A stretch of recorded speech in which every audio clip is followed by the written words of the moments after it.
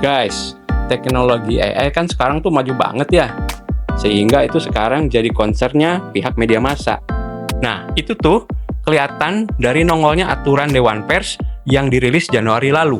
Isinya itu berat banget membahas soal etika dan penggunaan AI dalam karya jurnalistik. Hal ini jelas-jelas nambahin rangkaian gerbong pedoman dan peraturan yang sudah ada, mulai dari kode etik jurnalistik, undang-undang pokok pers, hingga pedoman media cyber, dan sebagainya. Tapi di lain pihak, selain media pers, ada juga yang media non-pers, dalam kurung nih, citizen journalism, yang juga menyebarkan informasi secara masif, dan bahkan bisa menggiring opini publik. Nah, loh, gimana tuh? Dan yang jangan lupa lagi nih, mereka tidak berada dalam jangkauan etika dan hukum yang spesifik, semacam pers. Parahnya lagi, nggak semua masyarakat sadar akan hal ini, bahwa konten kreator punya tanggung jawab sosial untuk menyampaikan informasi yang benar. Nah, yang benar dan juga tidak melanggar hukum yang berlaku. Ingat ya, jempolmu harimaumu.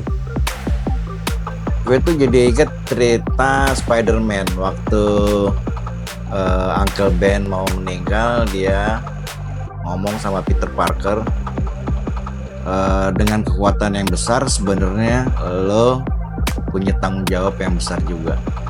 Nah, itu juga berlaku untuk teman-teman konten kreator atau bahkan juga pers, bahwa semua konten yang lo bikin itu sebenarnya bakal memberi dampak dan punya konsekuensi, dan ada tanggung jawab dari setiap konten yang kita buat. Jadi emang harus hati-hati. Itu aja menurut gue.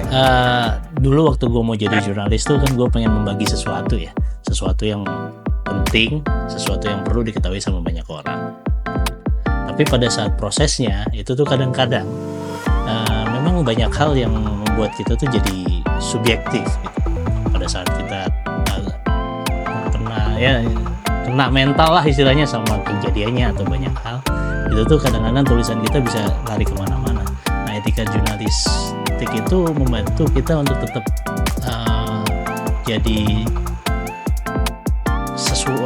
menghasilkan sesuatu yang sesuai dengan track. Jadi ya kalau dipikir-pikir ya, memang awalnya memang etika, tapi itu tuh yang membantu kita untuk menghasilkan produk jurnalistik yang baik, dan sampai saat ini tuh kayaknya memang masih perlu ditegakkan, terutama untuk orang-orang yang memang tujuannya ingin membagikan sesuatu kepada orang lain. Oncom, gua kesel banget nih. Nampak. Sorry, gue datang langsung ngomel-ngomel. Ini loh, kayaknya hidup sebagai insan jurnalistik gitu di media digital tuh kayaknya makin ribet ya. Kenapa? Itu loh, gara-gara AI itu kan sama Dewan Pers itu kan diatur-atur. Ada aturan baru tuh Januari kemarin ya. Kan tambah ribet ya, aturannya makin nambah gitu kan. Tapi ribet kenapa? Nah, iya kan tambah banyak aturannya. Ada undang-undang pokok pers, ada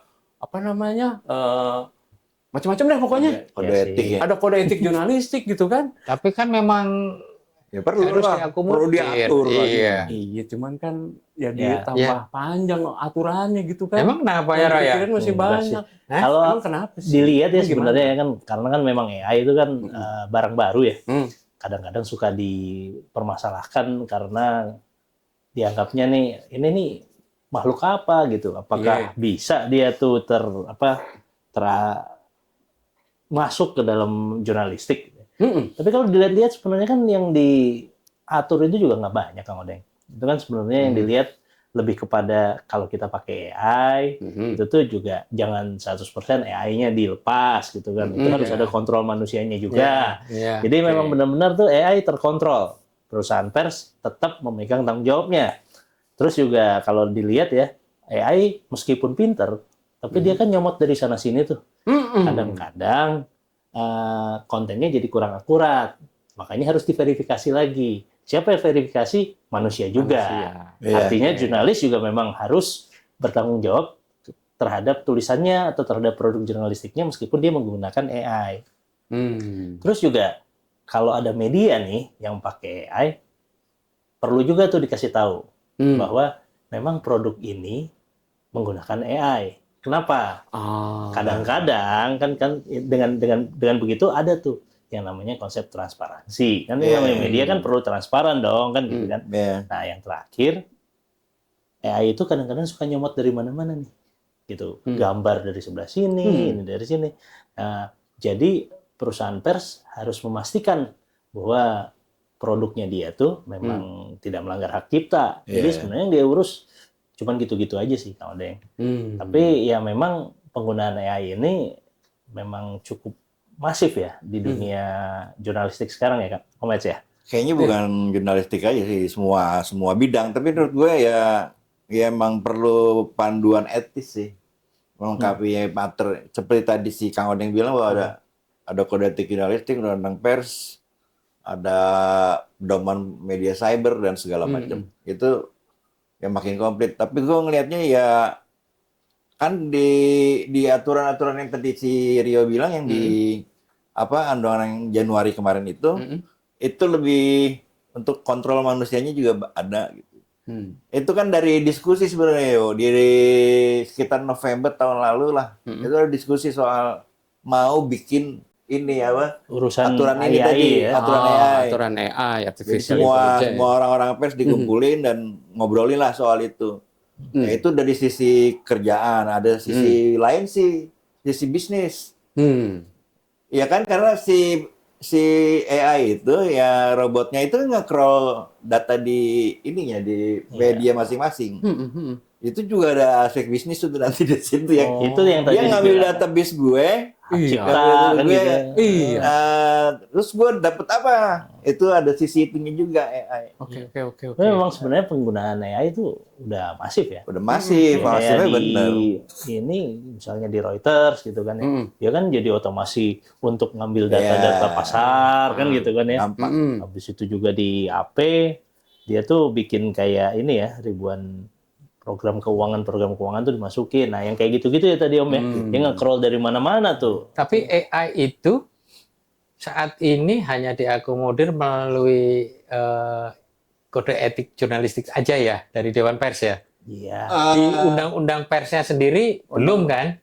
Undang-undang pers tidak menyebutkan AI, tapi kalau undang-undang pers itu kan lebih hak dan kewajiban. Jaminan bahwa pekerjaan menjadi seorang jurnalis misalnya itu dijamin ada kemerdekaan mencari informasi dan segala macam. Tapi juga ada tanggung jawab di situ. Ada tanggung jawab. Jadi yang diatur sebenarnya adalah perlindungan sih. Perlindungannya siapa? Si jurnalis. Si jurnalis. Orangnya ya Dan juga kalau kita ngelihat juga kan sebenarnya yang dilindungi adalah haknya pembaca. Karena kan kadang-kadang kan AI juga suka ngaco kan gitu kan ya. Meskipun juga akhirnya dikurasi, diverifikasi kan gitu kan ya. Dengan dia transparan mengatakan bahwa ini nih pakai AI loh kan gitu kan ya. Jadi pembaca juga tahu bahwa ini sebenarnya hasil produknya AI dan juga kalau ada kesalahan pun kan gitu kan ya itu juga ini udah kayak ibaratnya nih woro-woronya deh gitu ya. Ya tapi kenapa kok nggak dimasukin ke undang-undang ya sehingga dia bisa merevisi undang-undang pokok pers ya? Iya. AI soalnya kalau dilihat sih sebenarnya dia itu kan kayak tools ya. Jadi kan cara mendapatkan data, cara mendapatkan ini tuh jadi ini kayak tools saja. Browsing tapi lebih mudah gitu ya. Dan itu juga sebenarnya dilakukan sebelumnya. Cuman memang sebelumnya itu kan dikerjakan oleh manusia langsung. Jadi itu sebenarnya benar-benar dikurasi, curated. Saat ini kan dibantu dengan mesin. Nah, memang katanya sih dia makin cerdas gitu. Tapi memang pasti ada miss-nya dan ya kita nggak tahu ke depan itu dia harusnya bisa lebih baik dan memang benar-benar membantu. Tetapi tetap aja dong harus diomongin bahwa ini memang nggak 100% kerja manusia. Kayaknya gitu ya Om. Artinya etika penggunaan AI itu sebetulnya sih nggak ribet-ribet amat ya seperti yang gue pikirin ya. Enggak sih sebenarnya. Enggak, cuman emang lebih clear aja di aturan dari Dewan Pers yang baru itu. eh, pokoknya semua harus verifikasi by manusia juga. Harus pada verifikasi akhirnya. by Lalu by penggunaannya person. sebagai ini dia membebaskan, tapi ada konsekuensi loh sebenarnya gitu kan kalau ada apa-apa soal hak cipta dan segala macam, karena AI-nya mungkin juga belum sempurna. Lalu kalau dari sisi penggunaan sih kan udah, misalnya orang anchor TV yang jam malam-malam itu udah dini hari dipakai AI aja. Presenternya kan tinggal ambil sampling gambarnya, ambil suaranya, tinggal teksnya dimasukin seolah-olah dengan suara dia dibacakan. Radio udah begitu. Lalu apa kalau sistem robotik untuk kamera di itunya juga sudah diaplikasikan di AI itu. Tapi kalau gue sebagai jurnalis sih lebih lihat AI ini emang alat bantu tadi. Ketika nggak punya ide gitu ya, kita bisa aja apa ya, kan gitu kan. Tapi bahwa gue akan mengembangkan pencarian atau mengembangkan ide itu menjadi katakanlah mau tulisan atau liputan apa segala macam ya.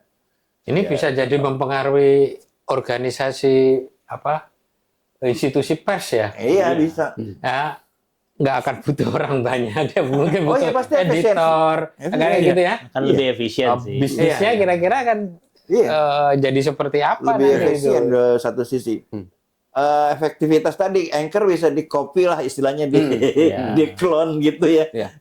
Lalu dengan suara segala macam. Jadi anchor yang favorit itu tuh bisa muncul tiap jam atau gimana bisa. Tapi di sisi lain Mas Sulis, selain mungkin ya di sisi pers itu akan berkurang orangnya. Ya itu. Tapi konten kreator itu akan bertambah banyak karena membuat kontennya akan dipermudah. Ya bisa. Ya kan? Itu dari sisi Dari sisi lain ya. Dari sisi lain gitu. Kalau dari sisi secara environment media digital secara besar ya mungkin gitu kan. Tapi kalau dari sisi industri pers ya sehingga dia mungkin akan menyerap tenaga kerja lebih sedikit. Iya. Artinya kalau dulu misalnya sebuah media butuh misalnya 20-30 orang, jangan-jangan sekarang tinggal butuh 10 orang. Ya, ada bagian litbang, ada yang bagian kurasi foto, ada yang bagian kurasi video. Dari sisi produksi, sekarang udah tinggal cuma 1 orang kali ya. Tapi mungkin gini juga sih, namanya tools gitu ya. Kan kita ngelihatnya gini, ada kewajiban ya, quote unquote gitu ya, di dalam undang-undang yang tadi itu. Yang diinikan Dewan Pers itu bahwa semuanya itu harus dikendalikan manusia. Harus dikendalikan oleh Jadi manusia. ya memang mungkin berkurang, tapi nggak 100%. Iya. Karena memang harus ada manusia yang mengatur itu semua. Gitu sih. Ya kayaknya berkurang iya, tapi nggak mungkin masif. Karena ya memang di setiap itu harus ada ahlinya. Makanya sekarang insan pers tuh bukan cuman harus ahli reporting atau apa, tapi memang dia sekarang bahkan mungkin kayak data science juga kali ya. Jadi dia melakukan itu. Poinnya sih data science. Alat bantu ya. Dia melakukan ini analisa saran, suggestion. Jadi kayak ini dong ya, kayak di bisnis ya. Iya. Memanfaatkan data untuk termasuk AI ini kan sebenarnya masuk ke ranah-ranah bisnis. Bahkan banyak yang menggunakan tokoh-tokoh masyarakat maupun selebriti dipakai buat kepentingan bisnis ya. Itu kan sebenarnya melanggar ya. Melanggar. Tapi ya faktanya ya nggak tahu, masih banyak aja yang beredar konten-konten seperti itu yang menggunakan AI. Ya itu dia, makanya kan tadi tuh yang dijaga tuh bahwa yang namanya perusahaan media harus yakin bahwa itu nggak ngelanggar. Ya kan? Jadi yang namanya deepfake itu nggak muncul di media. Yang namanya hoax itu juga harus udah terkurasi sama medianya. Sehingga itu tadi intinya, emang benar-benar harus diatur kayaknya oleh Dewan Pers. Iya. Karena tapi yang diatur gitu-gitu aja sih. Karena nantinya pasti kita akan ngomongin etika ya.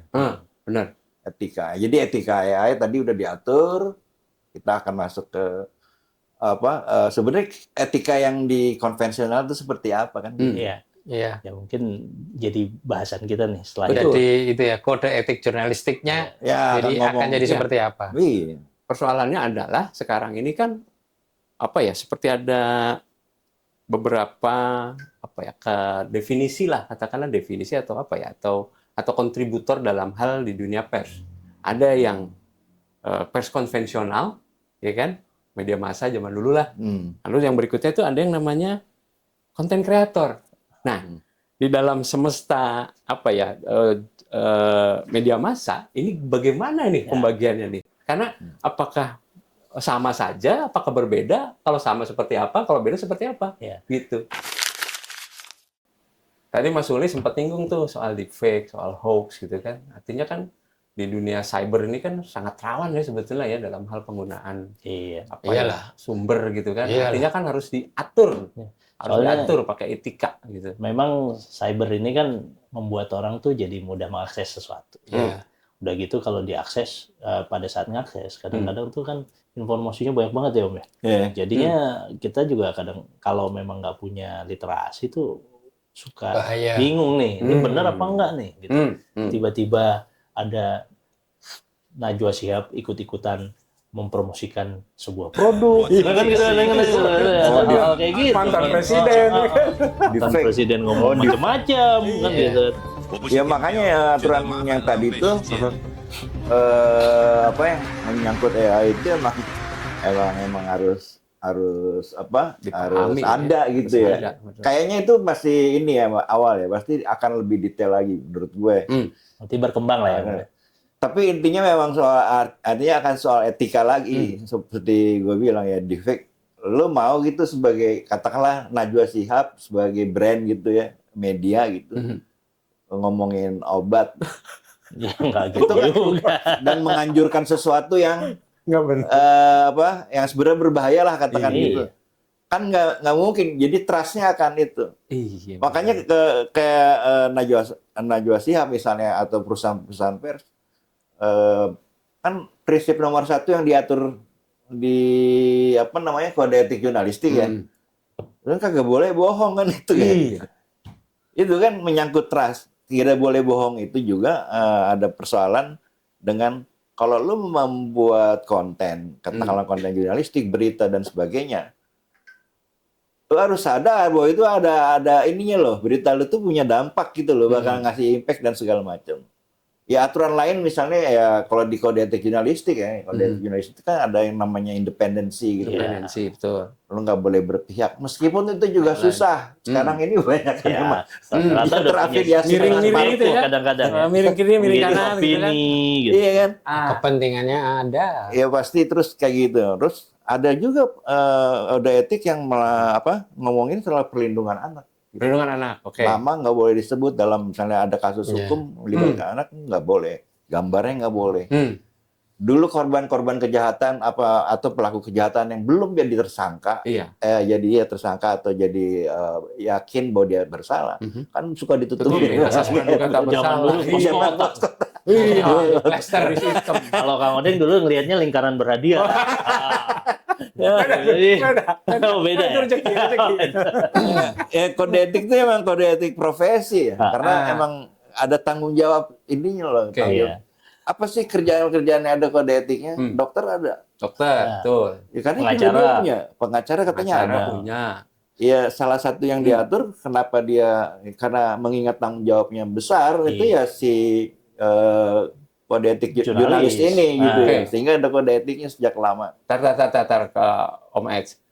Kode etik tadi disebutin jurnalis. Kan ada juga yang bukan jurnalis. Kena kode etik juga nggak? Kena apa ya? Katakanlah koridor etika tidak atau hukum? Di situ tuh ada. Tadi Om Eds bilang kan, yang jadi kena kode etik kan dokter, pengacara, jurnalis. Nah, ini kan profesi. Oke.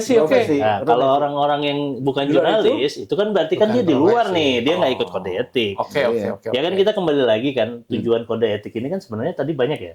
Iya. Sebenarnya kan memang kita tuh jangan sampai mengganggu tatanan yang baik gitu loh dalam menyampaikan pemberitaan. Iya. Jadi kita tetap objektif dan dipastikan akurat kan gitu. Dan juga nggak terlalu membesar-besarkan kayak sekarang tuh dipakai balance, objektif gitu kan. Clickbait gitu ya. Clickbaitnya jangan terlalu gila-gilaan juga. Ya itu kan bohong juga tuh. Dijanjiin apa di judul isinya beda. Isinya nggak ada. Dan Judul sama isinya. yang paling Kacau. banyak itu sebenarnya plagiarisme sekarang. Plagiarisme. Nah, itu salah Pelanggaran satu. cipta. Itu Gitu. salah satu. Oke. Itu kan kode etik ya. copy kode paste etik. gitu. Nah, jadi ya kadang-kadang ada orang yang ngambil, ya kan kalau kita lihat ya, Iya. gitu ya, dengan mudahnya gitu. Kalau Iya. zaman dulu kan, kalau gue tuh pernah tuh masih ngalamin ya, dulu tuh dari Reuters atau dari mana tuh Iya. emang dia tuh pakai Telex. kayak Zaman telex. itu Telex. kelihatan Oh, iya, kayak iya, gitu. iya. Habis itu baru kita bikin kan, tapi kan selalu menyebutkan sumber gitu. Yes. Nah, sekarang dengan mudahnya orang copy paste, kadang-kadang nggak ngambil sumbernya, nggak ngambil juga ini sebenarnya fotonya siapa gitu kan, ya, langsung videonya aja siapa teplokin. langsung masuk. Nah, ya. pertanyaannya nih. Kalau seorang jurnalis melanggar kode etik, Iya. itu artinya dia bisa dikeluarkan dari profesi itu, sehingga dia tidak bisa menjadi jurnalis lagi. Bisa jadi kalau dia berat. Hah? Bisa Pelanggaran jadi. berat, Pelanggarannya. karena dengan pelanggaran. Iya. Iya. Nah, nggak, maksud saya gini. Kalau di dokter, dia kan ada surat izin praktek, Iya. ya kan? Iya. Kalau di pengacara juga ada, itu. Iya. Iya. Kasus yang terakhir kemarin ada yang dibekukan, ada yang dicabut itu ya. Dicabut sumpahnya. Nah, itu kan berarti dia tidak bisa praktek lagi, ya Iya. kan? Iya. Nah, kalau di jurnalis gimana? Orang nggak ada surat izin Iya. jurnalis kok? Jadi Kan nggak ada kan? Jadi idealnya sih si apa namanya, si kode etik ini kan selalu kalau udah gitu, kalau dokter punya Ikatan Dokter Indonesia ya. Iya. Iya. Nah, jurnalis ini dulu itu cuma tunggal, dan namanya PWI, Persatuan iya. Wartawan Indonesia. Sekarang ini macam-macam. Tapi dari dulu pun tidak semua wartawan itu anggota PWI kan? Iya. Tidak semua. Iya. Tapi akan jadi lebih sulit. Gua aja anggota PWI itu bukan anggota malah statusnya. Caang. Calon anggota. Calon anggota. Caang. Caang. loh. 3 tahun. Iya. Kayaknya masih ada deh gue kan. 3 Jadi dulu susah kayaknya. Iya, justru itu. Tapi kalaupun terus lu dapat Enggak ada. Belum kejawab. terus belum kejawab. melanggar lah kita. Kan ada kemarin kan yang di itu Iya. apa namanya? Wah, ini melanggar etika bla bla bla bla bla. Iya. Tapi dia tetap bisa jadi wartawan. Tetap bisa. Terus gunanya apa kode etik kalau kayak gitu? Nah, itu dia. Dia gimana? Jadi gini, kan kalau ada sesuatu yang terjadi kan dia, kalau dia anggota katakanlah PWI dan segala macam, paling dipecat ya.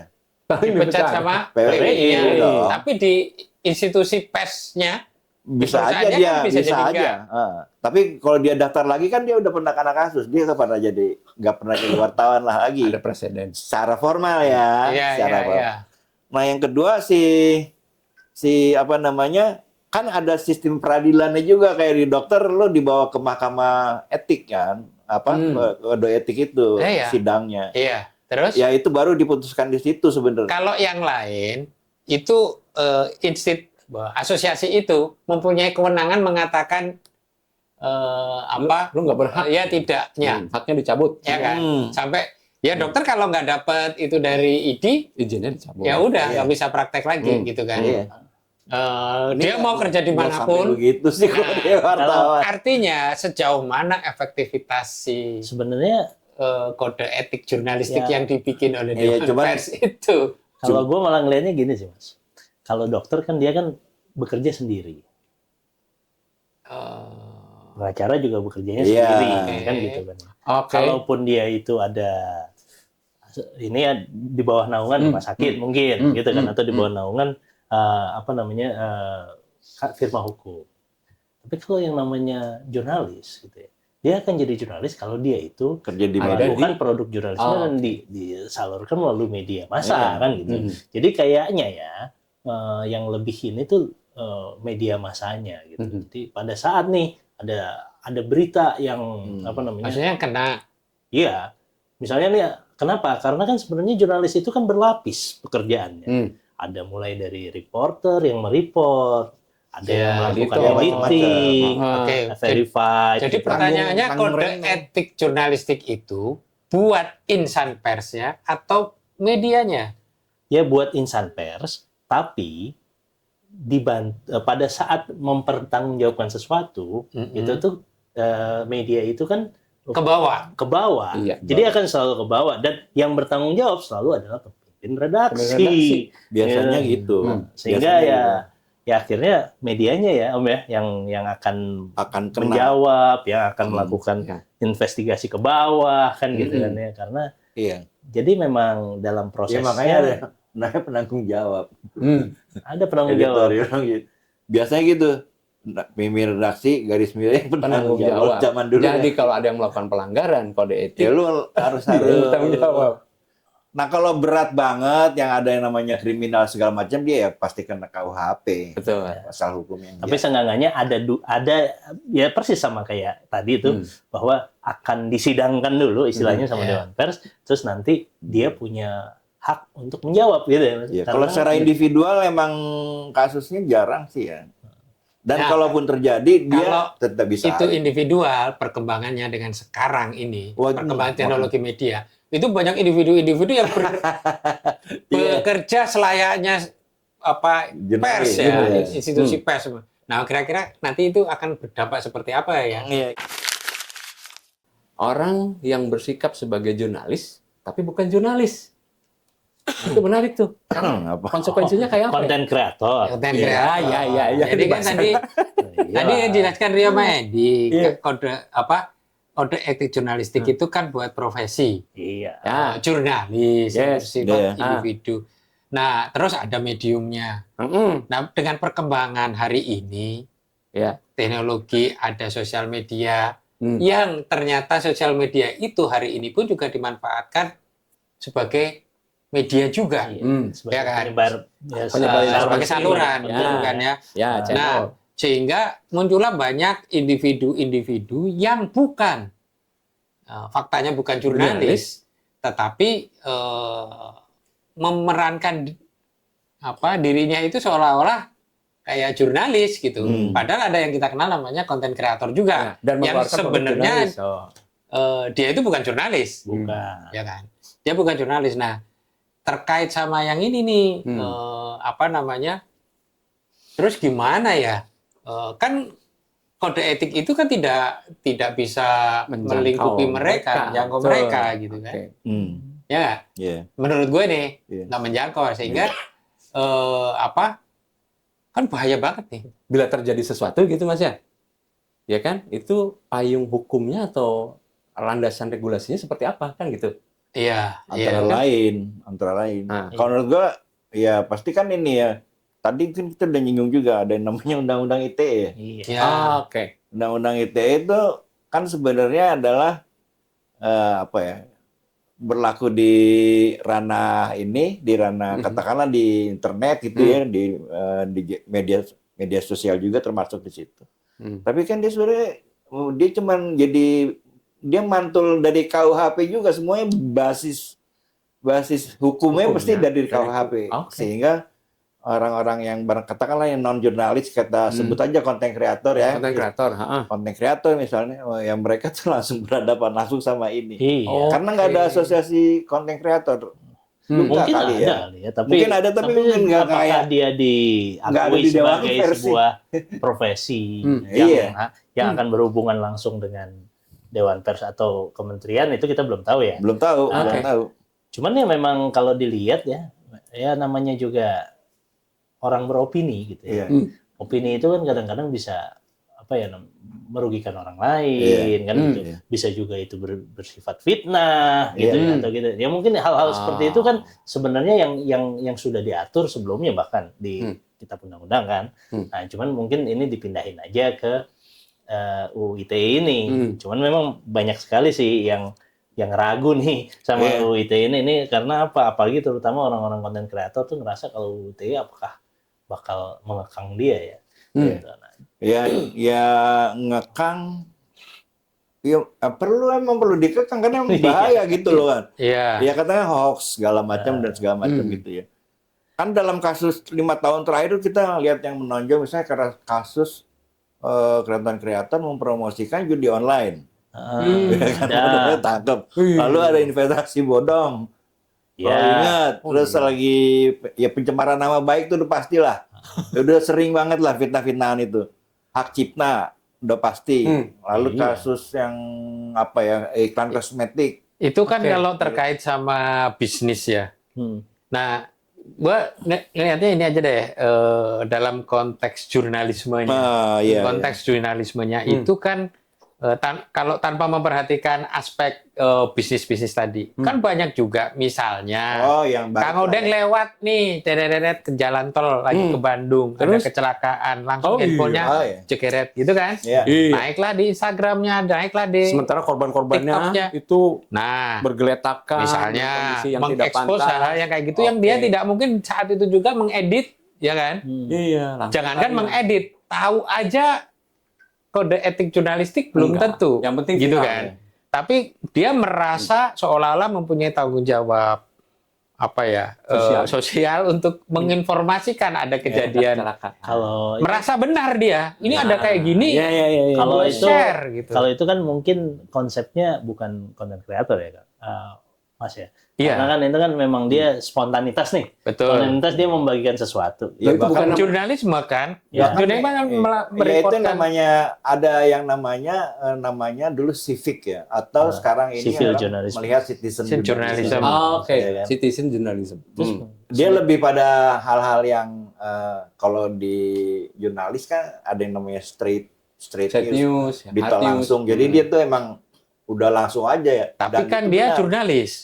Dia kan Iya. jurnalis. pada saat itu dia memberitakan sesuatu. Iya. Tapi kan dia tidak Melakukan. intinya adalah dia tidak dalam memberitakan. rangka Tidak ini punya sih. agenda nih. Nggak punya agenda. Nggak punya agenda untuk melakukan sesuatu dari yang Ah, terjadi. ah, ah. Nah, ini nggak ada masalah. Kecuali dia nambah-nambahin nih. Kayak misalnya dia bohong. Ya, bohong. Nih, lihat nih. Di tol ini kebo-kebonya pada turun gara-gara nggak dikasih makan. Padahal bukan kayak gitu kondisinya. Nah, itu yang terjadi. Dan itu semuanya kan diatur tuh, Mas, sama UU ITE. Kalau UU ITE kan yang kita lihat kan sebenarnya ada beberapa hal jangan yang berhubungan sama SARA. Ya, nggak boleh juga yang menyebar kesusilaan, Ya. merugikan orang lain, kan gitu kan ya. Habis itu ya yang kayak tadi itu kan sebenarnya itu ada hal-hal yang sebenarnya bisa muncul kalau hal-hal itu diagendakan gitu. Nah, konten kreator kan kadang-kadang memang punya agenda. Misalnya dia mereview sesuatu. Ya seperti dalam komunikasi kan setiap komunikasi itu pasti ada harapannya kan impact. Ya, feedback. Dampaknya seperti apa. Nah, yang terjadi kan kalau di jurnalistik itu kan sebenarnya kan kita kan harus mereview sesuatu gitu ya, itu dengan berbagai parameter gitu ya kan ya. gitu. Nah, Ya. yang terjadi apakah ya cover both side, kita ngomong bahwa kita kalau misalnya bilang bahwa ini tempat asik, kita rasakan, kita tanya juga Tanya kondisinya orang sama lain, orangnya. betul. Nah, ini jadi memang bukan itu adalah rangkuman dari banyak pengamatan gitu. Ya, itu kan yang tahu ya. Ya. Kalau yang pada enggak, pada saat kita itu sebagai individu yang merasa, merasa gua ngerti dan gua merasa, oke lah, anggap aja mengakomodir 5W1H itu, ya kan? Kan gua bisa juga, gua lagi di sini kayak gini, itu kayak gini, nggak kayak ada gini. masalah. Tapi apakah konten yang kita sharekan itu memenuhi kaidah kode etik jurnalistik tadi? Kan bisa jadi enggak juga. Ya, mungkin bisa jadi. Sementara Enggak, memenuhi ini kali, bukan kode etik jurnalistik. Kalau kode etik jurnalistik kan persoalan etik. Iya. Persoalan etiknya aja, baik dan Karena kan benar atau namanya nanti etik salah. kan jangan masalah baik dan benar, pantas dan tidak kan gitu. Kan gitu aja. Kalau yang dibuat Ketika sama beritanya kayak gitu kan pantas-pantas aja, bahkan dicomot oleh pers sebagai ini kan. Kalau misalnya dia nggak punya footage-nya rekamannya diambil. diambil kan. dipinjam. Bahkan dibayar. Kalau zaman dulu orang jadi suka gitu dibayar. Gua mau trade sesuatu terus dikirim ke ini ya dibayar pasti. Artinya perlu dipahami juga terkait dengan kaidah jurnalistik sama kaidah berita. 5W1H Ya, kayak ada beritanya. itu berita. Dia mungkin tidak memenuhi. Jadi nggak boleh ke aja. distract. Nah, sementara jurnalistik akan lebih luas. Jurnalis Ada lebih pada balance di perilaku situ, ya. ada Profesi cross-check. ini. Betul, itu ada yang lebih lebar lagi, Mas. Jadi tidak setiap konten yang diupload itu hasil karya jurnalistik gitu. Yang jadi masalah itu kan kadang-kadang gini ya. Nah, yang dilakukan sama konten kreator gitu kan ya, dia itu melakukan agenda-agenda tertentu. Agenda-agenda Ada tertentu manipulasinya. itu yang kadang cenderung manipulasi, kadang menggiring opini kan gitu kan ya. Iya. Dan mereka melakukan seakan-akan itu adalah berita. Ya jadi dia memberitakan misalnya tiba-tiba ini nih video pelakor gini tanpa ngasih dulu backgroundnya seperti apa, si pelakornya itu dikasih kesempatan ngomong kan enggak. Itu yang akhirnya menjadi sesuatu yang viral, terus viralnya tapi nggak beres juga kan gitu kan ya. Nah, padahal di UU ITE kan nggak boleh merugikan orang lain, tidak boleh bersifat fitnah. Nah, hal-hal yang kayak gitu kalau di produk jurnalistik sudah agak diatur tuh ya, Kang Om Eds ya. Sudah diatur. Karena apa? Karena kan kita harus cover both side ini. Pada saat yang kayak gitu-gitu enggak tuh. Dia sembarangan aja. Tapi kan maksudnya dia emang mau menggiring opini publik supaya membela dia lah gitu atau membela pihak tertentu. Nah, ini yang kadang-kadang nggak benar tuh. Iya sih. Ya gue ngerti sih maksudnya Pak Sulis. Terus kayak gitu tuh gimana? Iya, kadang rancu kalau di sosial media itu kelihatannya itu produk jurnalistik, tapi begitu ada konten kreator memanfaatkan isu itu di dalam konten dia, itu menjadi nggak jelas. Ini sebenarnya mau ngomongin yang konteksnya produk jurnalistik atau enggak. Terus kalau enggak, ya tapi kok ininya sama, ya kan? Kalau iya, tapi dia juga nggak tercover oleh yang namanya kode etik jurnalistik tadi. Kalau yang lu contohin tadi kan itu sesuatu yang baik lah ya. Ada orang ya kebetulan pas baik. Kalau pas yang enggak. Tapi kan isi konten kreator kan bukan cuma itu, kan macam-macam ya. Ada yang ngomongin politik, ada yang ngomongin katakanlah otomotif, dunia lain macam-macam. Nah sehingga kalau kebetulan nih yang suka ngasih berita hoax lah, gitu kan dia harus sadar sebenarnya kalau kita kaitkan soal etika, harus sebenarnya lu tuh bahaya banget ya menggiring opini sedemikian rupa sehingga orang misalnya menjadi marah atau memberontak di satu daerah dan segala macam gara-gara tulisan lu. Itu apa yang harus dijaga dengan apa ya? Mestinya harus dijaga. Satu pasti hukum pasti. Tapi kalau di jurnalis kan ada juga kemungkinan lu berbuat jahat gitu ya. Motivasinya ada ingin berbuat jahat. Ya koridornya pasti ini oleh si kode etik dong yang lu harus patuh ini gitu segala macam. Ini pekerjaan lu.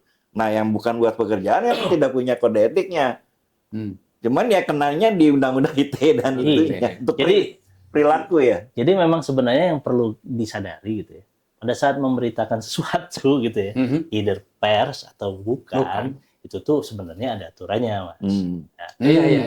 Pada saat pers urusannya kan sama etika jurnalistik, nanti dia urusannya sama Dewan Pers, dia punya hak jawab. Saya itu takutnya kalau kita detailin lagi, itu ada ruang di mana itu tuh bisa dimanfaatkan yang sehingga itu tuh kelihatannya jadi aman gitu loh. Gua ngerjain kayak gini misalnya ya. Contoh. Ya gue menyebarkan banyak informasi yang negatif gitulah ya.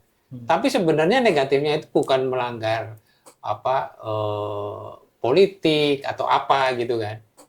Sehingga ya dia ngomongin jelek aja, apapun deh pokoknya ngomongin jelek aja sehingga orang lihat gue follower gue banyak, besok gue cari duit bisa lebih banyak. Kira-kira kayak gitu sih. Lebih takut di ada celah di situ gitu. Kalau gue tuh ya nggak tahu apa itu, jangan ada kalau didetailin. Berita buruk. Iya, ya memang sih. Lucu soalnya gitu. Kabarburuk.com. Ya tapi memang intinya sebenarnya apapun itu dilakukannya kalau ini pasti punya konsekuensi. Ya kalau dia pers pasti kan urusannya sama Dewan Pers. Kalau enggak dia kan ketemunya mah undang-undang ITE. Tapi bagusnya sih kalau misalnya dia melakukan belajar gitu ya etika jurnalistik itu kan sebenarnya kan untuk menjaga sebenarnya gampang sih. Kalau dia men-share konten sesuai itu ya kurang lebih agak aman lah. Ya, sehingga Meskipun sebenarnya nggak aman banget ya, gitu, tapi agak siapapun kita, apakah kita berprofesi sebagai jurnalis. jurnalis maupun kita sebagai konten kreator yang bahkan yang amatir, Nah, ya kan? Konten kreator kan ada amatir Ada. atau profesional. Bahkan yang amatir-amatir pun sebaiknya mengenal yang namanya kode etik jurnalistik Iya. dan ikutin aja lah itu. Sehingga biar lu aman, Aman. nggak usah paling pusing nggak aman. sama nggak usah pusing sama ITE Iya, karena kalau lu ngikutin itu Hmm, ya pasti seharusnya aman. Aman. Kira-kira gitu ya. Iya, kira-kira gitu Sepakat. sih ya. Sepakat. Ya, yang penting kan tujuan kita kan pasti kalau kita baik-baik aja kan kita membagikan sesuatu yang baik dan bermanfaat buat orang lain. Benar, Ini benar. bagus juga ya jadi orang yang bermanfaat buat orang lain ya. Iya. Komet ya. Iya. Nah, Harusnya kan gitu. Oke. Dengan Kang Oning ini mau ini lagi. Apa? Apa tuh? Mau jadi content creator. Dia mau nulis-nulis lagi nih. Wah. Gue lagi mau mulai nulis lagi nih. Gitu Ah, dong. Iya dong. Gitu dong. perlu tuh soal-soal otomotif ya. Ngangetin mesin. Iya kan dia ngangetin ini. mesin. Yoi. Lama dulu di media otomotif. Sayang banget kalau nggak dipakai Kang. Benar, Terusin benar, aja. benar. Jadi media lagi. Iya, cuman kan harus gitu. ingat ya, lu jangan jadi yang Iya. hoax gitu. Enggak dong. Jadi ngomongnya harus jelas. Ya udah, kita tunggu ya. Siap. Oke. Cara jelas.